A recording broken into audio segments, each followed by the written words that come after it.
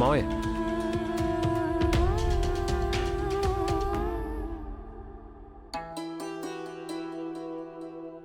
చల్లగా ఉండమ్మా, సంతోషంగా ఉండు.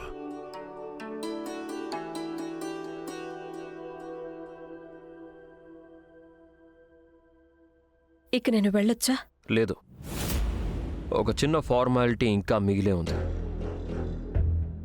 అత్తయ్య, పసుపు కుంకుమలు చేరివ్వండి.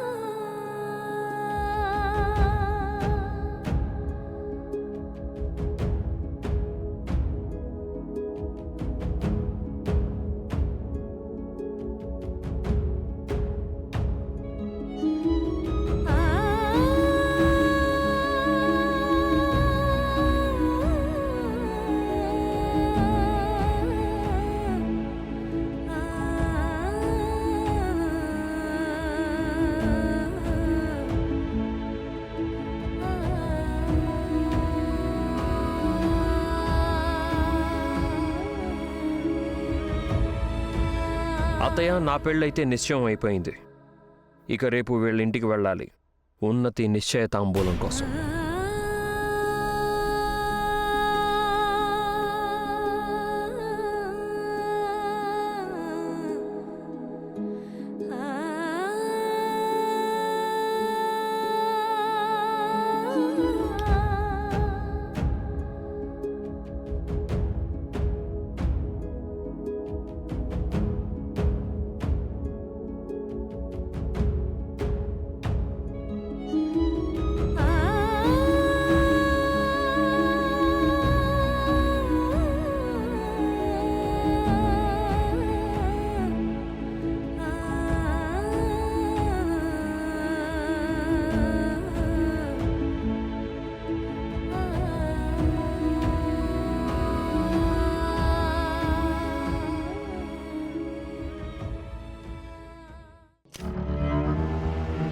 నేను ఒకటి డిసైడ్ అయిపోయాను. ఈ రోజు నుంచి సూర్యవంశీ కన్స్ట్రక్షన్ని మీరు ప్రతీకే చూసుకోవాలి. బావా, నువ్వు ఎందుకు ఇలా చేస్తున్నావు?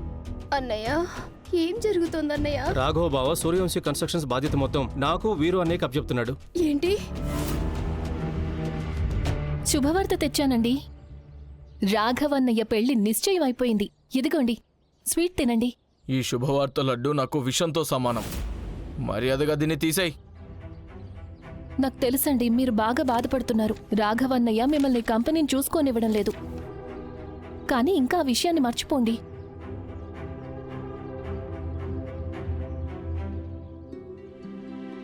ఇది నా కోసం తీసుకొచ్చిన తాంబూలాల పళ్ళ. ఇది నా తరపున నిశ్చయ తాంబూలంగా భావించి స్వీకరించండి. రేఖా చౌదరి సిద్ధంగా ఉంది, మీరు కోరుకున్నట్టు గ్యారంటీ టైప్ భార్యగా మారటానికి.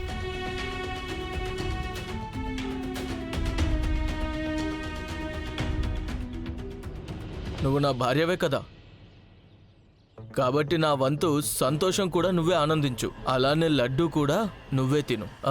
లడ్డు తినాలనుంది కదా, కడుపు నిండా తిని సంబరం చేసుకో. లడ్డూలు తిను తిను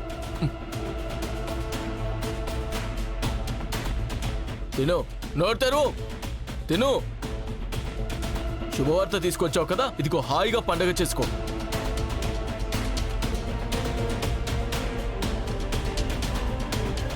వదలండి మీరు.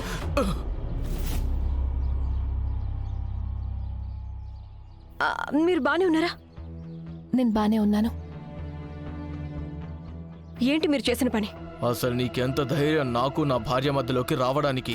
అసలు మీకు ఎంత ధైర్యం మీ భార్యతో ఇంత అసహ్యంగా ప్రవర్తించడానికి? తను నా భార్య, నా ఇష్టం వచ్చినట్లు మాట్లాడుకుంటాను తనతో. తను మీకు భార్య అవ్వటానికి ముందు తను ఒక మహిళ. ఆడవాళ్లతో ఎలా ప్రవర్తించాలో మీకెవ్వరూ నేర్పించలేదా? ఈ ఇంటి మగవాళ్లకి బలం పొగరు వారసత్వంగా వస్తాయా, లేక పెంపకం వల్ల? అండ్ మీలాంటి మగవాళ్ళు ఈ కాలపు ఇళ్లల్లో కాదు, పాతకాలపు ఇళ్లల్లో మాత్రమే సెట్ అవుతారు.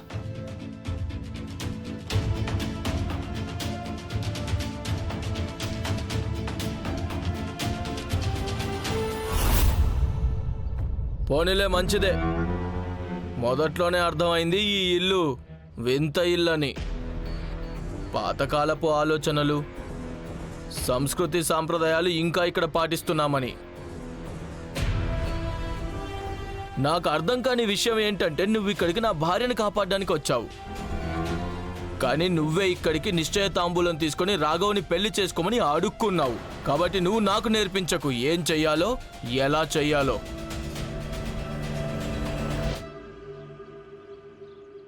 అద్దం ఎంత బలహీనమైందనే కావచ్చు, వాస్తవాన్ని చూపించటంలో అది అస్సలు తగ్గదు.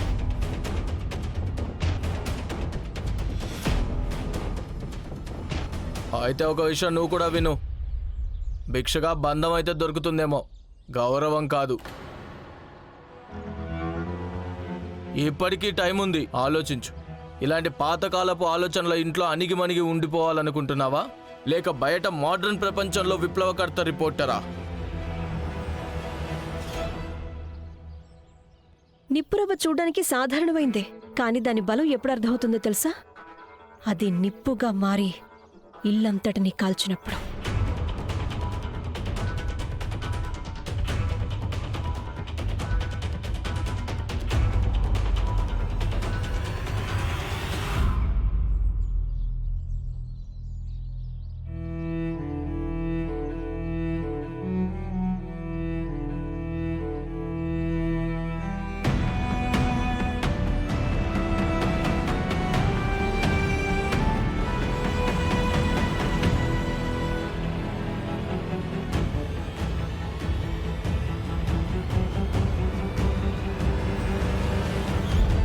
చూడండి, తనింకా ఈ ఇంట్లోకి రానేలేదు కదా, అందుకే తనకేం తెలీదు ఈ కుటుంబంలో ప్రేమ చూపించే పద్ధతి ఇదే అని. మీరు కోపం తెచ్చుకోకండి, మర్చిపోండి. ఏదేమైనా తను ఈ కుటుంబానికి కాబోయే కొత్త కోడలు.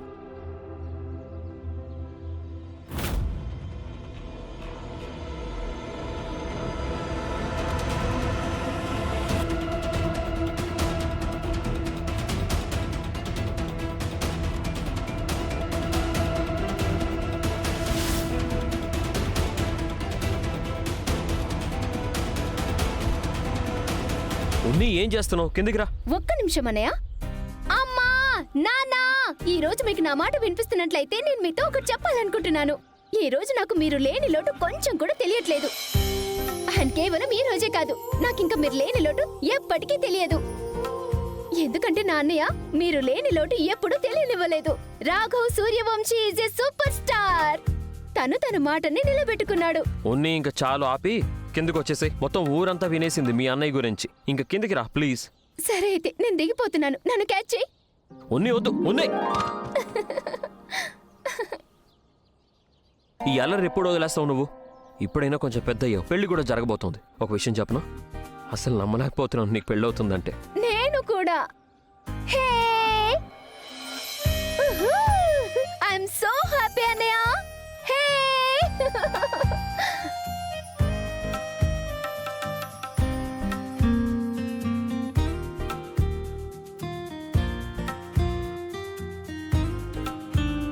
అస్సలు నమ్మలేకపోతున్నాను. అంత తక్కువ స్థాయి పొగరబోతు అమ్మాయి ఈ ఇంటికి కోడలవ్వటమేంటి? నేను ప్రేమగా నా భార్యకి లడ్డు తినిపిస్తున్నాను, కానీ తను అంత చిన్న విషయానికి ఏదో పెద్ద ఉపన్యాసం ఇచ్చేసింది. మన ఇంటిని, మన కుటుంబాన్ని తిట్టిపోసింది. రాఘవ్ వయసులో నాకంటే చిన్నోడు, అయినా సరే నేనెప్పుడు వాడి కింద అణిగిమణిగే ఉన్నాను. ఇప్పుడు వాడి పొగరబోతు భార్య కింద కూడా అణిగిమణిగే ఉండాలా? ఈ ఇంట్లో నా స్థానం ఇదేనా అమ్మా? కొంచెం శాంతించు వీరేంద్ర. తను నీతో ఎలా ప్రవర్తించిందో నేను చూశాను. నేను కూడా అవాక్కయ్యాను. ఆ అమ్మాయిలా ఉంటుందని నేనస్సలు ఊహించలేదు. నేను రాఘవ్తో మాట్లాడతాను. నాకు రాఘవ్ గురించి తనకంటే బాగా తెలుసు. ఇలాంటి అమ్మాయి మనసుతో వాడి మనసు ఎప్పటికీ జత కలవదు.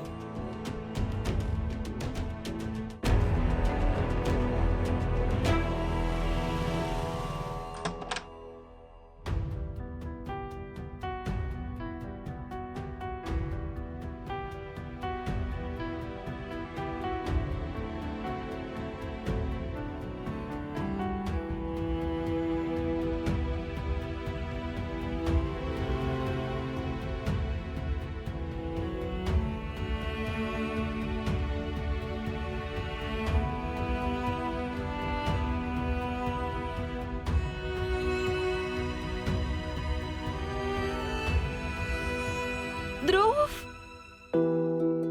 అక్క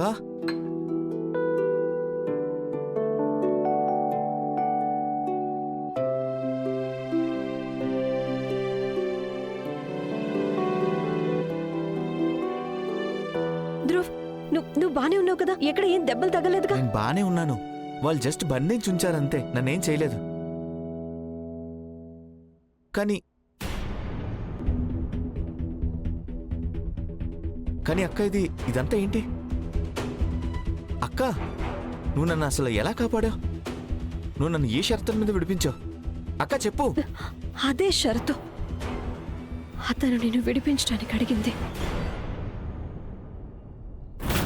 రాఘవ్తో నా పెళ్లికి నేను సరే అనటం. కుండ మార్పిడి.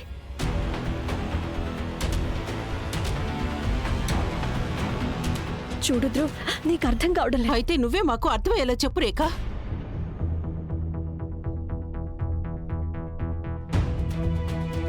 నువ్వు మాలో ఎవరిని అడగకుండా ఇంత పెద్ద నిర్ణయం ఎలా తీసుకున్నావు?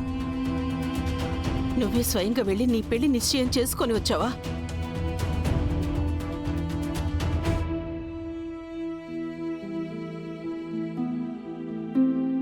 మీ నాన్న చూడు రేఖ, ఇప్పుడు చెప్పు నాకు, ఈ రోజు గనక మీ నాన్న బతికుండుంటే అప్పుడు కూడా నువ్వు ఇలానే చేసుండేదానివా? నాకు సమాధానం చెప్పు రేఖ. అమ్మ, నీ పరిస్థితి చూసుకున్నావా? ఒకవేళ ధ్రువ్ కనిపించకపోయింటే అయితే ఏమైపోయేది? అరే మహా అయితే ఏమై ఉండేది? నేను చచ్చిపోయి ఉండేదాన్ని. నన్ను అలాగే చావనిచ్చి ఉండాల్సింది. రేఖ, నేను నీ జీవితాన్ని నరకం కానివ్వలేను. నీకెందుకు అది అర్థం కావడం లేదు? వదిలేండి నన్ను. అమ్మా, ఇది తీసేయ్. ఎట్టి పరిస్థితుల్లోనూ ఆ పశువుని నువ్వు పెళ్లి చేసుకోవడానికి వీల్లేదు. అమ్మా అమ్మా రెక్క, నేను చెప్పేది అర్థం చేసుకోవడానికి ప్రయత్నించు. అతను నీకు అసలు తగినవాడు కాదు. అతను నడి రోడ్డులో అందరి ముందు నీ తమ్ముడిని చంపడానికి ప్రయత్నించాడు. రేఖ, అతను నిన్ను నాశనం చేస్తాడేమోనమ్మా. నువ్వు తనని పెళ్లి చేసుకోకూడదు. అతను నీ జీవితాన్ని నాశనం చేసేస్తాడు. అమ్మా, ప్లీజ్. నేను గనక సరే అనకపోతే అతను ధ్రువ్ని ఏం చేసి ఉండేవాడో తెలీదు. నువ్వు ఊహించుకుంటున్నట్టుగా అసలు జరిగే అవకాశం లేదమ్మా. నేనేం పాతకాలపు స్త్రీని కాదు. ఈ కాలపు అమ్మాయిని నా కాళ్ల మీద నిలబడుతున్నాను. నేను రిపోర్టర్ని అవ్వటం నా వాయిస్ మాత్రమే కాదు, అది నా గుర్తింపు కూడా. అమ్మా, నేను ఎక్కడికి దూరంగా వెళ్ళటం లేదు. నేను ఇక్కడే ఉంటాను, నా కుటుంబ గౌరవంతో పాటు. అమ్మా రేఖ, ఈరోజు మేము నీ బలం కాదు, బలహీనత అయిపోయాం. అసలు ఏమైంది మీ అందరికీ? మన రేఖ అక్కడ రాజ్యం వెళ్తుంది, కానీ మీరేమో పాపం ఈ పిచ్చిదాన్ని కోపడుతున్నారు. అయినా స్వయంగా రేఖయే అక్కడికి వెళ్లి నిశ్చయం చేసుకుని వచ్చింది. ఇప్పుడైతే మనం వెనకడుగు వేయలేము. ఎగ్జాక్ట్లీ. రేఖకి లాటరీ తగిలినట్టే. పెళ్లి తర్వాత తన లైఫ్ కాదు, లైఫ్ స్టైలే మారిపోతుంది. పెద్దమ్మ, తన చుట్టూ 4-5 పని వాళ్ళు తిరుగుతారు. ఆటోల కోసం ఎదురు చూడాల్సిన అవసరం ఉండదు. పెద్ద పెద్ద కార్లు లైన్లో వెయిట్ చేస్తూ ఉంటాయి. స్మిత, నా గురించి నీకు తెలుసు కదా, నేను అలాంటివేవి లెక్క చేయనని.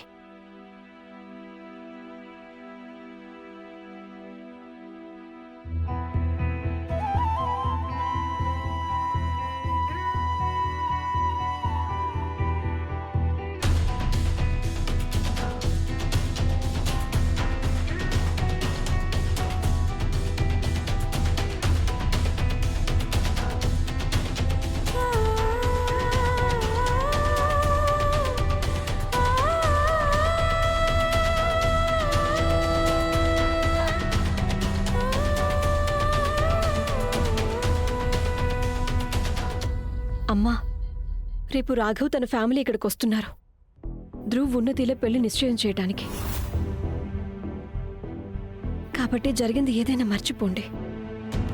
ధ్రువ్ ఉన్నతిల సంతోషం కోసం నిండు మనసుతో వాళ్ళకి స్వాగతం పలుకుతాం. ఏం సంతోషం అక్క? ఉన్నతి తన ప్రాణం తీసుకోవడానికి ప్రయత్నించి నన్ను బ్లాక్మెయిల్ చేసింది. మర్యాద ఉండదు ధ్రువ్. ఉన్నతి పరిస్థితికి బ్లాక్మెయిల్ అని పేరు పెట్టుకో. అమ్మాయి చాలా సహించింది. వదినా, అయినా సరిగ్గా చూస్తే ఇందులో ఏం తప్పు లేదు. ఒకవేళ రేఖ వాళ్ళ ఇంటికి వెళ్తుంది అంటే మరి వాళ్ళ అమ్మాయి కూడా మన ఇంటికి వస్తుంది కదా. పైగా నేను ఏం విన్నానంటే రాఘవ్కి తన చెల్లి అంటే ప్రాణం అంట. తన చెల్లి ఒక్క సంతోషం కోసం రేఖ మీద వేల సంతోషాలు దారపోయగలడు వదిన.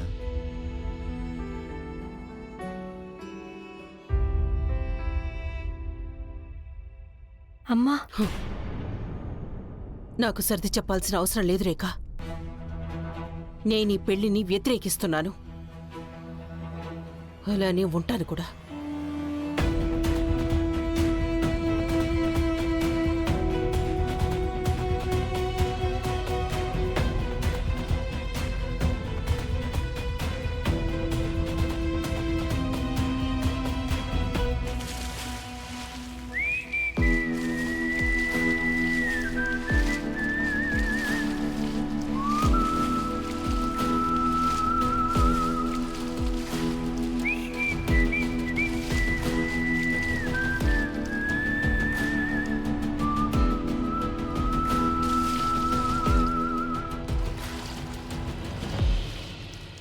రాఘవా, నేను నీతో కొంచెం మాట్లాడాలి.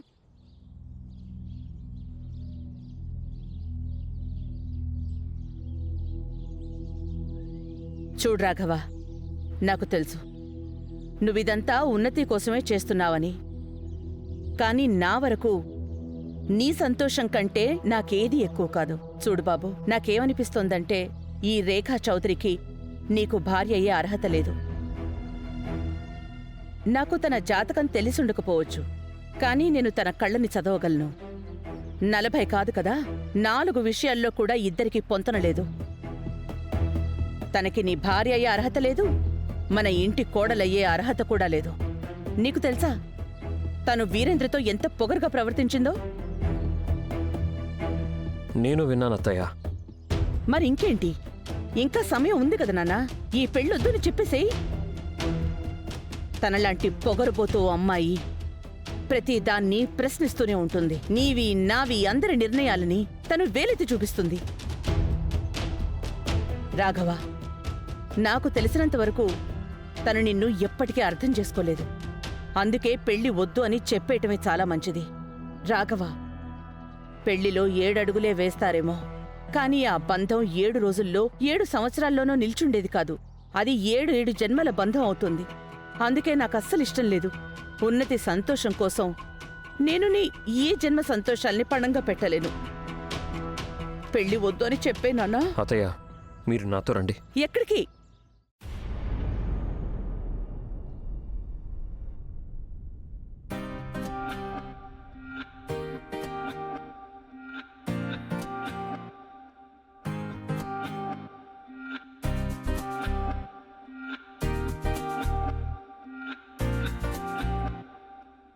అందరూ జాగ్రత్తగా వినండి. నా నెయిల్ పెయింట్ ఎగ్జాక్ట్లీ నా లెహంగాతో మ్యాచ్ అయి తీరాలి. I lashes, hair do, makeup, lehenga, jewellery, sandals, నేను అన్నింటి ఫోటోస్ పంపించాను కదా, నాకు అన్ని పర్ఫెక్ట్ గా కావాలి. అప్పుడే నాది ధ్రుది జంట పర్ఫెక్ట్ గా అనిపిస్తుంది. ఉన్ని మొహంలో సంతోషాన్ని చూస్తున్నారా అత్తయ్య?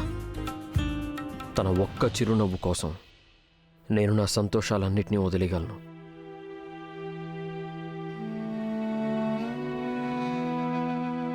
నేను మీ కన్సర్న్ అర్థం చేసుకోగలను అత్తయ్య. కానీ రేఖకి నాకు పెళ్లి జరుగుతుంది. అండ్ రేపు మనం ధ్రువ్ అండ్ ఉన్నతిల తాంబూలాలతో ధ్రువ్ వాళ్ళ ఇంటికి వెళ్తున్నాం. అండ్ మీరు అంతే ప్రేమగా అన్ని పద్ధతుల్ని, ఆచారాలని ఫాలో అవుతారని ఆశిస్తున్నాను అత్తయ్య. నాన్న, మనం వీరేంద్రని మనతో పాటు తీసుకెళ్లొద్దు. ప్రస్తుతానికి చాలా కోపంగా ఉన్నాడు. అక్కడ ఏమైనా లేనిపోని గొడవ అయితేనో. మరేం పర్లేదు అత్తయ్య.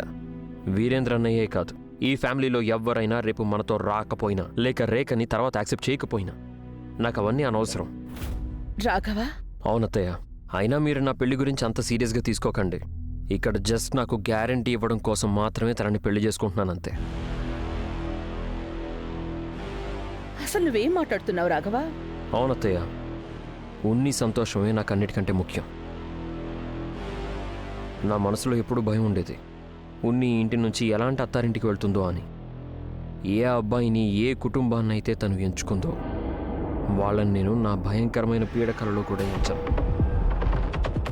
అండ్ అత్తయ్య, రేఖ ఈ ఇంటికి రావడం వల్ల కనీసం నాకు షూరిటీ అయితే దొరికింది. వాళ్ళక్కడ ఉన్నతి మనసు గాయపరచకూడదు అని.